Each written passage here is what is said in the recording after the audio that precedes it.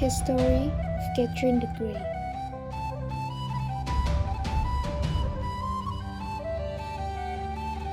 Latar belakang, Catherine lahir dengan nama Sophia Friederike Auguste von Anhalt-Zweibrücken, merupakan seorang dari keluarga bangsawan menengah yang lahir pada 21 April 1729 di Stettin, Prusia. Ayahnya merupakan Pangeran Christian August dan ibunya Johanna Elisabeth. Tidak ada yang istimewa dari masa kecilnya.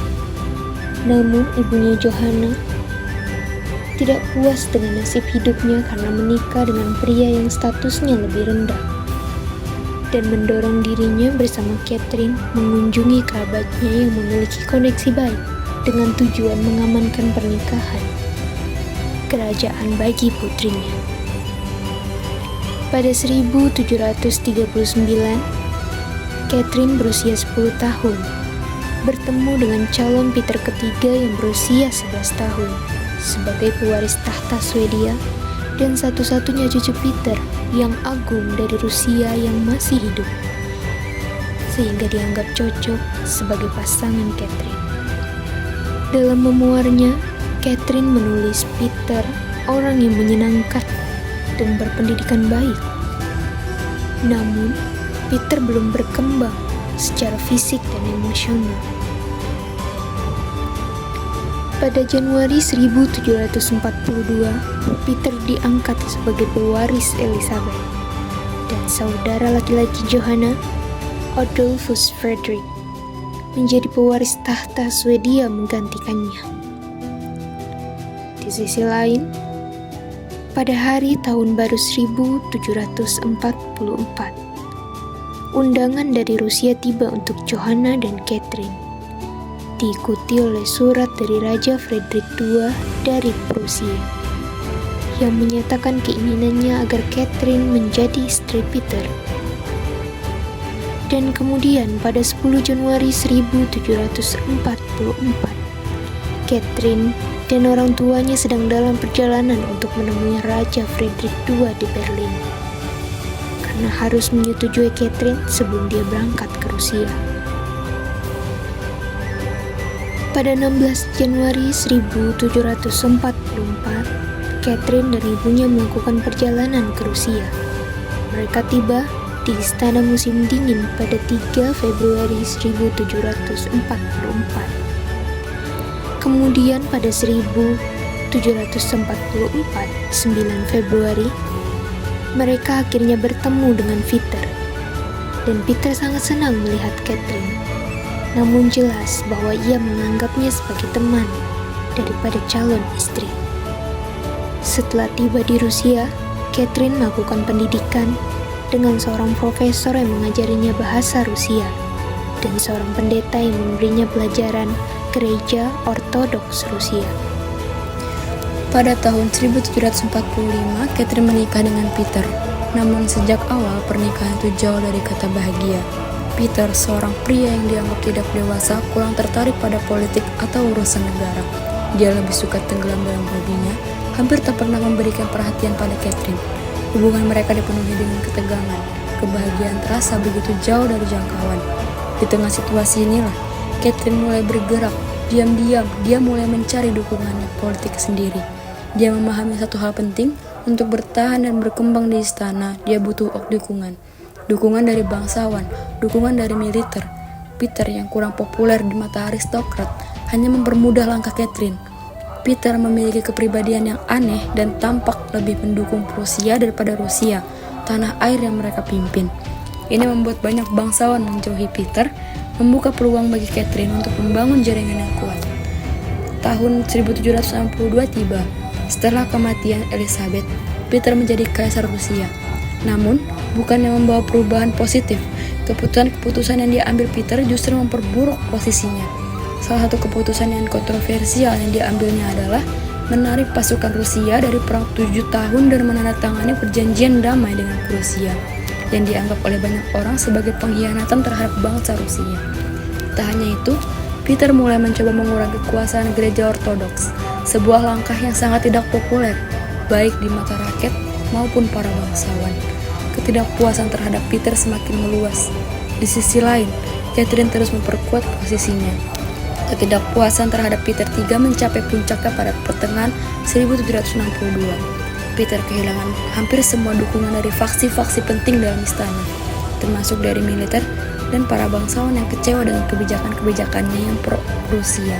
Kemudian Peter III memutuskan untuk beristirahat di sebuah istana di luar St. Petersburg. Catherine tahu bahwa inilah saatnya.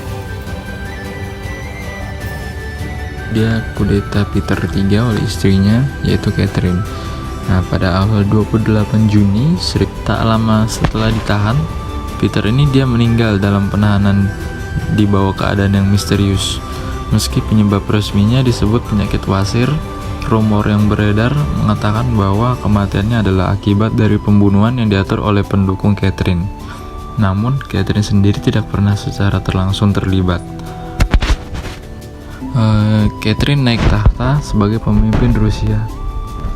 Catherine II atau Catherine the Great ini naik tahta sebagai pemimpin Rusia setelah dia mengkudeta suaminya, yaitu Peter III pada 9 Juli 1762. Setelah kudeta yang berhasil, ia segera memproklamirkan dirinya sebagai ratu. Catherine dikenal karena kebijakan reformasi dan modernisasi yang signifikan. Dia memperkenalkan sistem administrasi baru, mendukung pendidikan, dan mempromosikan seni dan budaya. Selain itu, Catherine juga memperluas wilayah Rusia melalui serangkaian perang dan diplomasi, menjadikan Rusia sebagai salah satu kekuatan besar di Eropa.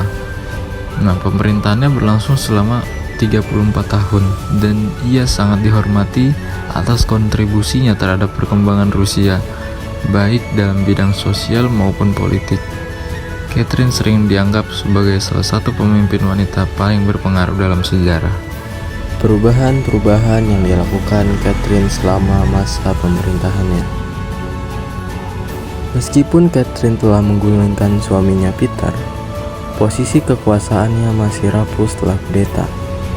Banyak pihak di istana, terutama di kalangan bangsawan dan militer, masih memandangnya sebagai orang luar karena dia bukan anggota keluarga Romanov secara langsung dan tidak berasal dari Rusia.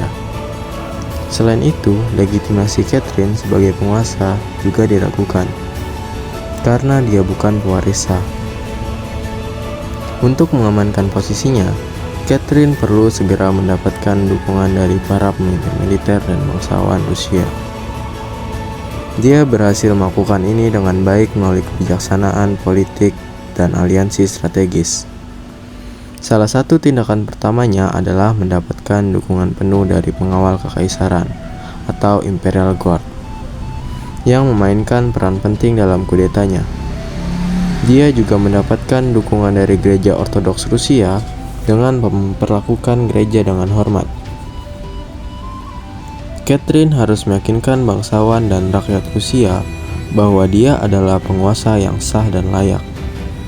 Catherine melakukan ini dengan memposisikan dirinya sebagai pelindung Rusia yang mampu memimpin negara dalam menghadapi ancaman internal dan eksternal.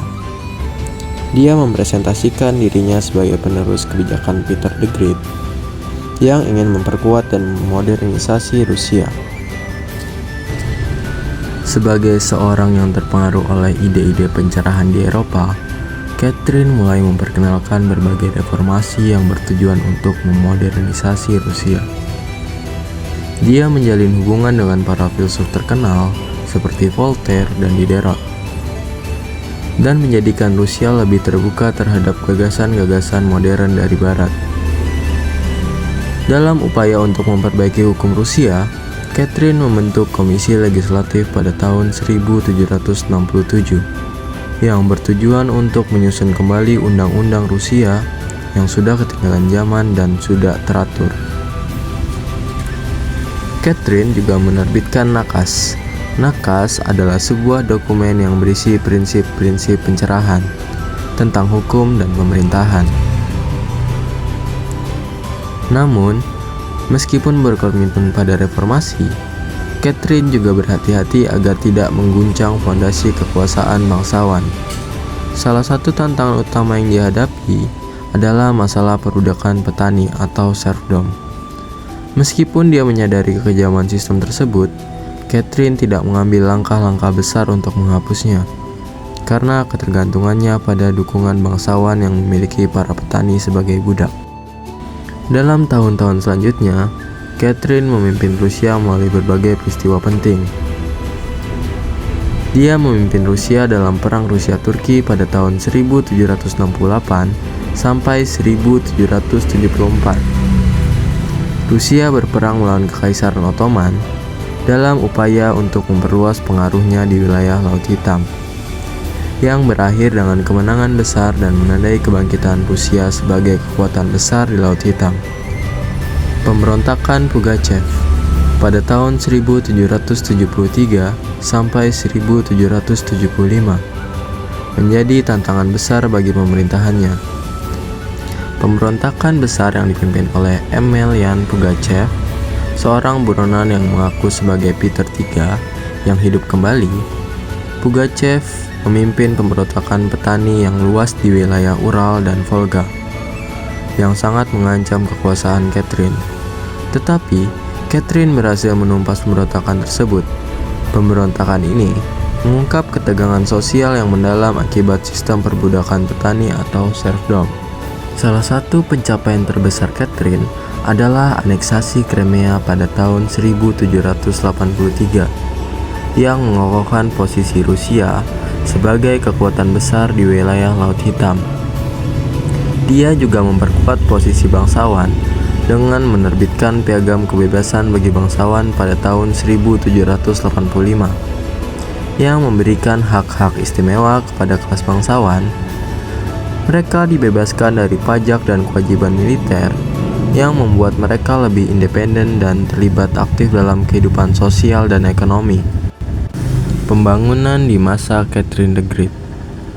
Dalam bidang ekonomi, Catherine mereformasi ekonomi dengan menerapkan kebijakan yang mendorong pertumbuhan ekonomi, seperti memfasilitasi perdagangan dan industri, dan memperkenalkan teknik pertanian modern, dan juga membuat pembangunan jaringan jalan serta sistem kanal. Dalam bidang pendidikan, Catherine mendirikan sekolah untuk perempuan dan meningkatkan akses pendidikan bagi kelas menengah, dan juga termasuk pembentukan Smolny Institute for Noble Girls pada tahun 1764. Hal ini menunjukkan keseriusannya dalam membangun sistem pendidikan yang lebih inklusif. Catherine percaya bahwa untuk memodernisasi Rusia, pendidikan harus dijangkau oleh lebih banyak orang. Dalam bidang infrastruktur, Catherine membangun museum Hermitage dan membangun rumah sakit. Masa akhir kepemimpinan Catherine the Great.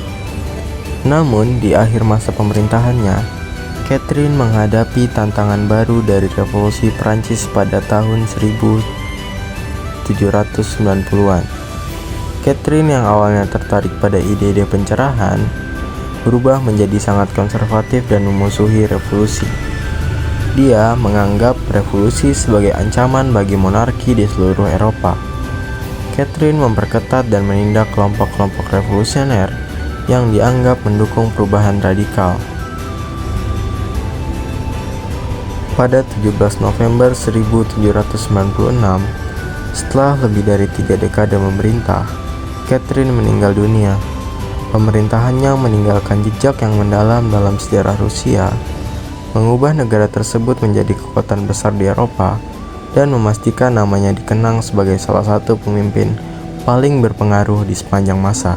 Kami akan menampilkan hasil analisis kami mengenai masa kepemimpinan Catherine the Great di Rusia. Jadi teman-teman semua, saat ini kami di kelompok ini akan membahas tentang bagaimana sih analisis kami tentang sejarah dari Catherine the Great ini atau Catherine yang Agung.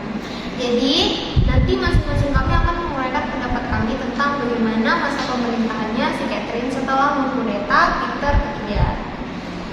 Jadi yang pertama dimulai dari aku, menurut aku analisis aku tentang pemerintahannya Catherine ini, ternyata selama pemerintahannya Catherine awalnya itu kan Catherine sebagai seorang bangsawan, namun bangsawan kelas bawah, karena ibu dan ayahnya sendiri itu ada ketimpangan strata sosial gitu loh, antara ibunya dia sebagai seorang yang lebih tinggi daripada ayahnya dia, sehingga memang kehidupan mereka itu sedikit lebih jomplang gitu kelihatannya dari bangsawan lain, sehingga mendorong ibunya si Johanna itu untuk menjodohkan si Catherine dengan si Peter ketiga. Kemudian selama pernikahan si Catherine dengan Peter ini, ternyata selama itu pun nggak sebahagia-bahagia itu juga, karena nyatanya di dalam sejarah itu sendiri si Peter itu memang belum berkembang secara fisik dan emosional, sehingga nggak matang lagi untuk menjadi seorang calon pemimpin Rusia. Sehingga saat adanya si Catherine ini memang menjadi sebuah isu sosial yang kayak bangsawan-bangsawan tuh sudah kenal kalau ternyata kepribadiannya si Catherine ini lebih pantas ya gitu lah untuk memimpin Rusia gitu, untuk menjadi pemimpin, untuk memperbaiki Rusia itu sendiri daripada si Peter gitu loh. Nah, selama itu pun ada sebenarnya isu-isu lain dari si Catherine. Salah satunya adalah ternyata selama yang aku cari itu dari ensiklopedia World. Nah, itu tuh dikatakan kalau misalnya si Catherine itu sendiri selama melahirkan 3 anak itu ternyata tuh masih diisukan kalau sebenarnya ketiga anaknya itu masih dipertanyakan ayahnya siapa, yang belum tentu adalah si Peter ketiga itu, karena sebelumnya itu sudah ada kekasih-kekasihnya, dan setelah kudeta si Peter itu pun ada kekasih-kekasih yang lainnya. Makanya dipertanyakan kalau sebenarnya tuh si Catherine ini anaknya yang lahir itu dan tiga-tiganya itu sebenarnya dari siapa dan anaknya siapa? Masih dipertanyakan. Fun fact-nya dia itu punya pacar 20 guys. Wow, dalam Jadi cekil. Jadi 1962. Lanjut. Terus pada tahun 1762, Catherine dan para pendukungnya merencanakan kudeta secara rahasia. Mereka memilih tanggal dan tempat untuk bertindak untuk memproses kudeta Peter ketiga ya. Iya. Terus Catherine memulai membangun dukungan di kalangan bangsawan. Dia menjalin kerjasama dengan jenderal dan pejabat tinggi yang tidak puas dengan pemerintahan Peter. Alasan Catherine mengkudeta Peter adalah kebijakan Peter ini terlalu pro-Jerman dan ketidakmampuannya untuk memimpin Rusia, mengakibatkan Catherine ini mendapat dukungan dari bangsawan-bangsawan dan masyarakatnya untuk mengkudeta Peter. Kemudian Peter ditangkap tanpa perlawanan signifikan dan diasingkan ke Roksa, dan kemudian dia meninggal dunia meskipun ada ketidakjelasan mengenai cara mati. Oh gitu, jadi si Peter sendiri itu tuh kayak nggak tahu gitu ya matinya dia tuh penyebabnya gimana. Karena dari situ kalau dia tuh dibunuh, kalau dia tuh kena penyakit gitu. masih jadi propaganda ya. Masih jadi pertanyaan, bahkan sampai matinya sendiri pun masih kontroversial katanya. Lanjut, jadi apa lagi tuh selain itu? Terus kan setelah pasca kudetanya Peter kan si Catherine naik ya. Iya. Jadi Sarah. Jadi Sarina ya. Ya Sarina. Waktu si Catherine naik ini kan dia kan belum punya kekuatan untuk membesarkan. Otomatis dia harus menggalang dari orang-orang yang sebelumnya setia sama kita, dia harus balikan ke lingkungannya dia. Yang jadi halangan buat si Catherine itu di situ dia bukan sebagai dari keturunan Romanov, karena dari Rusia sendiri itu untuk menjadi kaisar itu harus ada apa sih namanya struktur keluarga dari Romanov itu kan. Nah dia itu juga bukan Romanov tadi. Nah terus itu si Catherine ini dalam pemerintahannya dia itu terinspirasi dari pencerahan. Jadi dia itu ada diskusi dengan si Voltaire sama Diderot tentang bagaimana cara-cara dia mereformasi dan memodernisasi Rusia itu sendiri. Oh, pemikir. Iya benar. Jadi dia tuh dapat bantuan dari supporter sama sendiri tadi buat mengubah struktur Rusia tadi. Terus yang aku baca dari bukunya si Catherine ini, dia itu mereformasi itu cuma sampai bagian elitnya aja, nggak sampai bagian masyarakat kayak petani gitu. Jadi mungkin bisa jadi karena dia awal-awalnya dia itu kan dia kan butuh dukungan dari para bangsawan kan, yang pada akhirnya peran buruh itu kan penting buat bangsawan. Jadi dia tuh nggak berani nyentuh para petani, kebijakan tentang para petani itu, sehingga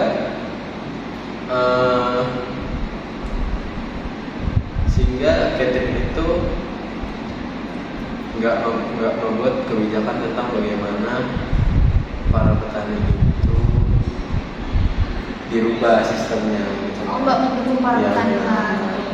Sedangkan masa itu pun masih feodalisme ya. Benar.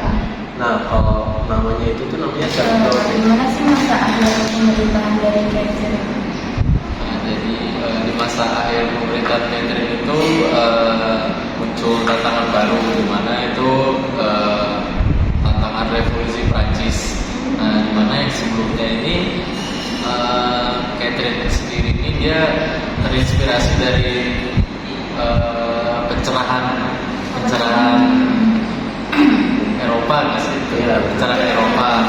Nah, kemudian munculnya revolusi Prancis ini dia jadi lebih takut, jadi dia lebih aware sama kerajaan, ya, lebih aware sama pencerahan itu sendiri, karena dia takut terjadi seperti peristiwa dia kudeta Peter ketiga. Oh, jadi takut Prancis gitu ya? Ya, gitu lah. Lebih mengawasi isi kerajaan ini gitu ya. Lebih protektif gitu juga sih, kita kan? Ya. Ya, jadi begitu teman-teman penjelasan kami dan analisa kami terhadap bagaimana sih masa pemerintahannya si Catherine the Great ini. Sekian dari kami, mohon maaf apabila ada kesalahan kata. Assalamualaikum warahmatullahi wabarakatuh. Assalamualaikumnya nggak ada, assalamualaikum.